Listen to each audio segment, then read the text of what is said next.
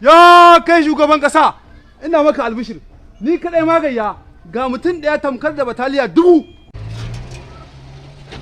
Aha, yo wai hayaniya mi nake ta ji nan, kai ka ce wata bataliyar sojoji ce, ashe soja ne kwaya ɗaya. Kai wannan sojan shi kadai zai iya kore ɓarayin da yanki da nafin na Zamfara da na Katsina. Kai wancan da za a ba shi dama shi kadai zai iya yakar karamar ƙasa a Afirka. Amma bari in auna shi in ga sojan gaske ne, bari in mai screening, bari in ga yana tsoron bindiga, gale da fiya wuta nan. Bari in ga yana tsoron bindiga, in sojan gaske ne zan gane.